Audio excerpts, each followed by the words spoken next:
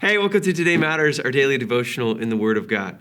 In Mark chapter 2, we get a preview into some typical ministry with Jesus. Here's what I mean. We have a story of him healing somebody, calling somebody into ministry and being a disciple, and then getting in a good argument with the Pharisees. And when I think of pillars of Jesus' ministry here on earth, I think of teaching and the miraculous signs and wonders and the calling of people into this life with God, and then a good old argument with the Pharisees as well. And in the next passage, the next story in Mark chapter 2, we read about something that I think is a crucial principle of this season of joy that we celebrate during Christmas. And this is the story. It says, one Sabbath, Jesus was going through the grain fields, and as his disciples walked along, they began to pick some heads of grain.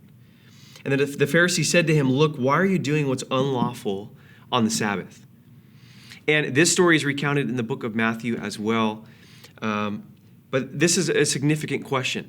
In the Old Testament, we know, and we know them today as well as the Ten Commandments. God writes 10 commands on tablets and gives it to Moses to give to his people, the Israelites, as he's brought them out of slavery. He gives them 10 commands. And we know them not committing adultery, not murdering, not having any other gods before God. And one of the commands that I think we forget about the most, that the Pharisees were reminding Jesus of right here, is this command to remember the Sabbath and keep it holy. And this remembering the Sabbath and keeping it holy is something that I don't think we think about a whole lot today. The Sabbath is more than rest, but specifically in our culture in America today, we value so much of how much we work. You know, I think I see a lot of people who talk about working 50, 60, 70 hours a week, who carry it as like a badge of honor, how exhausted they are. And this was a significant command in the Old Testament. In fact, out of the 10 commandments that we read about in Exodus, 6 of them could carry a capital punishment if you didn't follow them, which means that you could be put to death. And one of the commands that I would think nobody would ever guess this, because it's not something that we value as highly, unfortunately, is this idea of Sabbath was one that could carry a capital punishment. So when the Pharisees are asking Jesus this question, it actually is a fair question. Why are they doing what's unlawful on the Sabbath? This is a big deal. And then Jesus reminds them the whole point of why we have a Sabbath. As they get into an argument, they go back and forth, and we read about it more in Matthew. It says this statement. Then he said to them, "The Sabbath was made for man, not man for the Sabbath."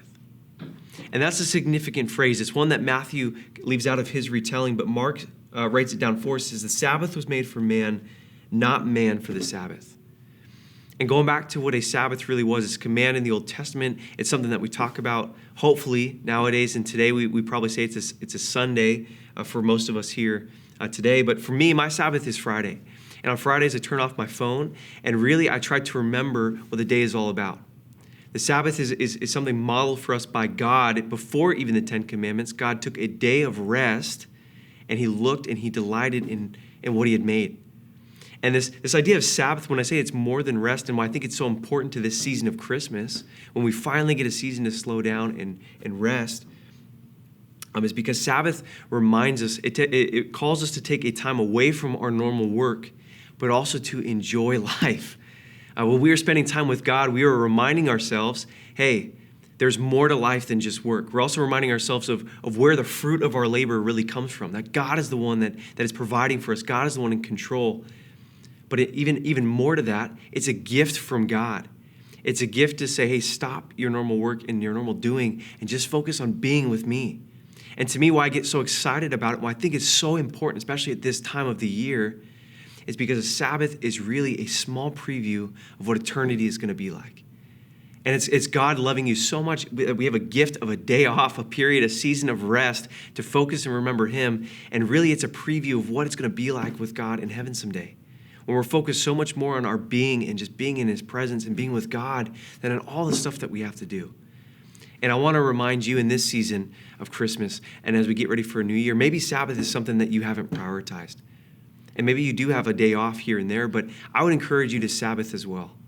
And it's a gift of the Lord, and it really helps you make today matter.